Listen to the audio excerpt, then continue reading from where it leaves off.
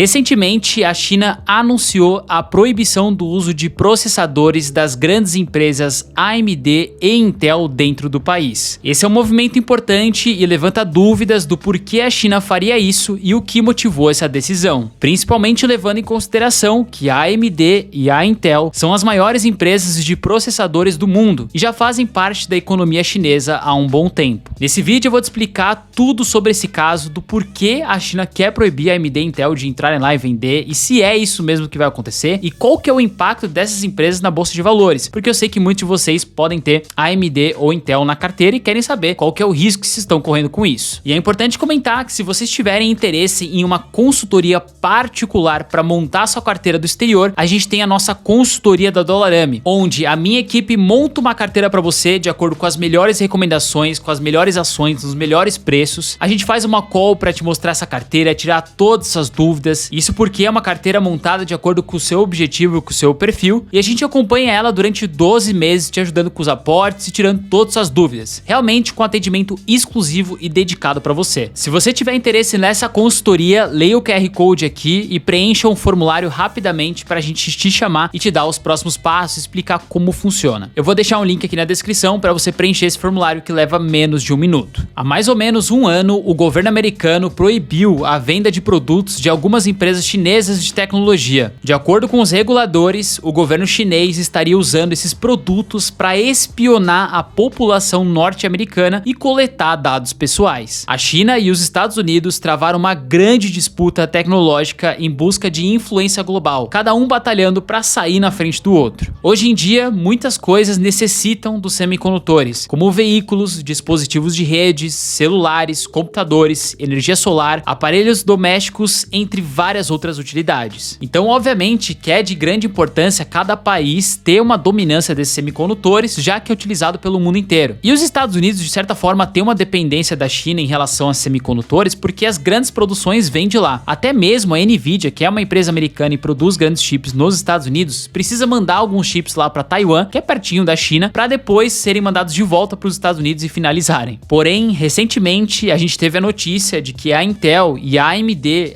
foram banidas apenas dos computadores do governo e não de toda a economia chinesa. O governo chinês justificou que os processadores dessas empresas americanas não são seguras e destacou uma lista de 18 empresas chinesas que poderão substituir os chips utilizados em computadores do governo. Então, de fato, essa proibição não é de AMD e Intel deixarem de vender na China como um todo, mas sim para processadores, computadores do governo chinês, onde eles transacionam informações ali muito secretas do próprio governo. Então o grande medo deles é que esses chips americanos que estão implantados ali no governo chinês estejam passando, de certa forma, informação para o governo americano. Agora, qual que será o impacto dessa mudança nas empresas AMD e Intel? Essa medida do governo chinês, ela foi publicada no ano de 2023, mas começou a valer agora nessa metade de 2024. Isso está sendo implementado de forma gradual, sendo que os órgãos do governo já não podem mais comprar nenhum equipamento com chips dessas empresas. De acordo com alguns analistas de outras empresas de tecnologia, a previsão é que todos os computadores do governo chinês terão hardware e software substituídos por empresas chinesas até 2027. Já em relação ao impacto da receita da AMD com essa substituição dos governos chineses ali, não vai ser muito grande, até porque 15% da receita da AMD vem da China, não é já muita coisa, e deve ser um pequeno percentual que vai para computadores ali do governo em si chinês. Então eu acredito que o impacto não vai ser grande na AMD. Já em relação à Intel,